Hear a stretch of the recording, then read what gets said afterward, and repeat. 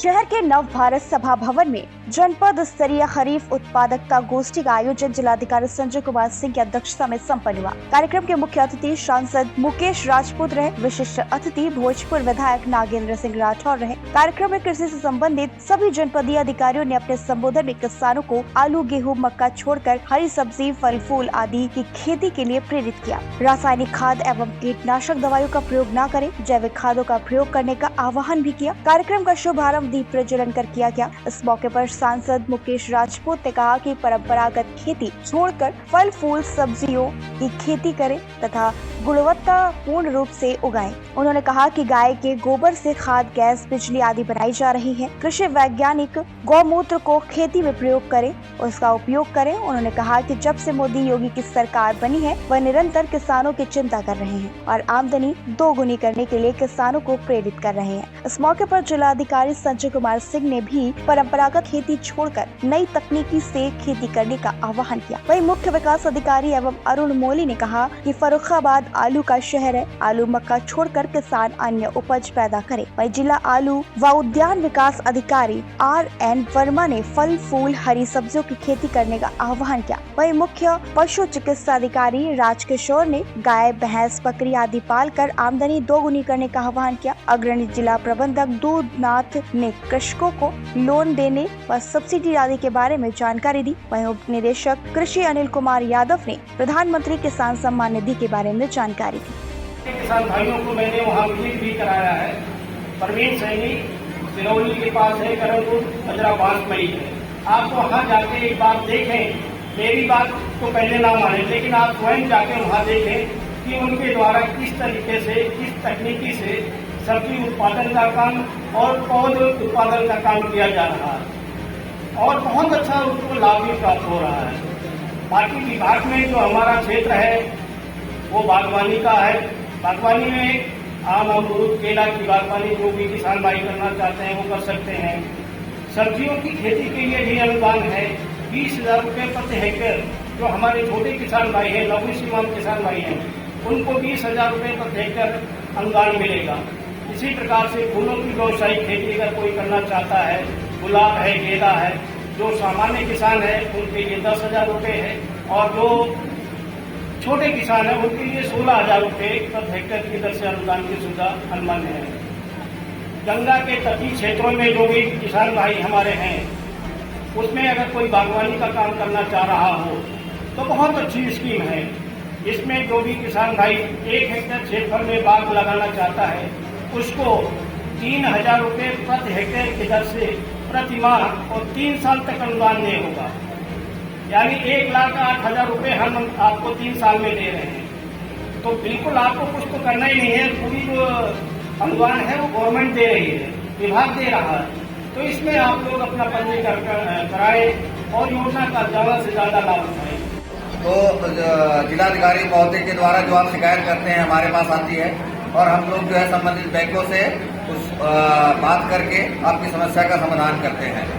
तो सबसे पहले जो है मैं आपको यही बताना चाहता हूँ कि बैंकों में जो योजनाएं चल रही हैं उसका आपको पूरा फायदा उठाना चाहिए। जैसे कि आपका है, जैसे बताया गया, अभी माननीय जिलाधिकारी ने बताया कि KCC किसान क्रेडिट कार्ड बैंक द्वारा बनाया जाता है।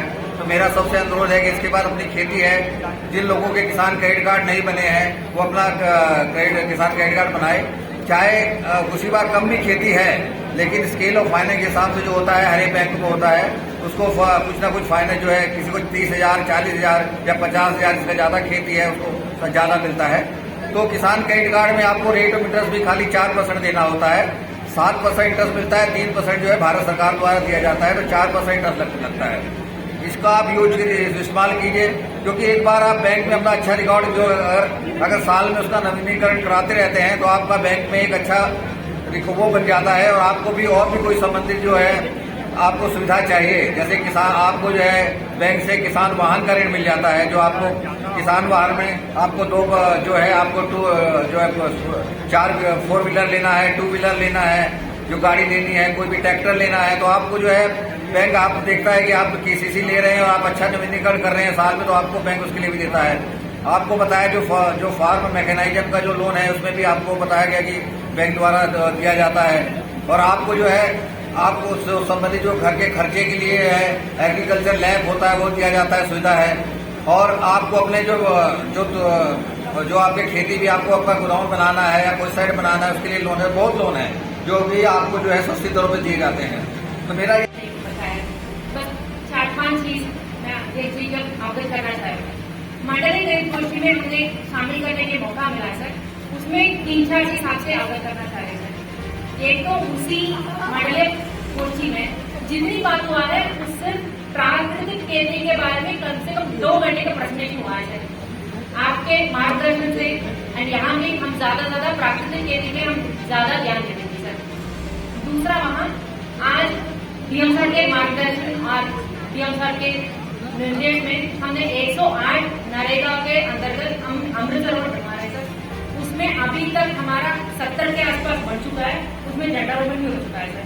उसमें हमारा जितने भी पानी बचाने की कोशिश करते हैं वो आपका भी हम अवगत कराते हैं सर। जैसा नार सिंह जी और सुधांशु नौका जी के नाम दिया है, इसी के नाम से 2 लोग हैं सर। एक तो प्रवीण कुमार जी है, फालमूल चला गए सर मोहम्मदाबाद में, उनका भी हम मेरे को भी देखने के लिए एक मौका मिला है सर। नोडल ऑफिसर मान के मैं 5 मिनट 7 मिनट देखा है उनका। अच्छा बीज यहाँ से उन्होंने निकले दिल्ली तक पहुंचाया। उनका भी आप सभी किसान भाइयों से अनुरोध है, आप उसका भी एक बार देख लीजिए। आप आलू और मक्का के छोड़ करके तरबूज के कैसे उत्पादन होता है, उसमें कितनी लागत होता है, उसका भी आपका सीखने के लिए मौका मिलेगा सर। उसी के साथ राहुल पाल जी है सर, उनका टिश्यू कल्चर का एक उन्होंने देखा है सर। उसमें भी अभी मंत्री जी का प्रस्तावित प्रोग्राम की वजह से मैंने देखा है, उनका भी इतनी नया विज्ञान इस्तेमाल करके उन्होंने अच्छा तरीके से टिश्यू कल्चर बना रहे थे। उनका भी हम ज्यादा जानकारी सबका प्रचार प्रसार करने की कोशिश करेंगे सर। साथ ही साथ इसी तरह से टिश्यू कल्चर कहीं भी मंडल में नहीं सर, पहली बार उन्होंने टिश्यू कल्चर का फार्मिंग कर रहे सर। उनका भी हम बढ़ावा देने के हम जितनी भी प्रसार की तरफ से हम कोशिश करेंगे सर।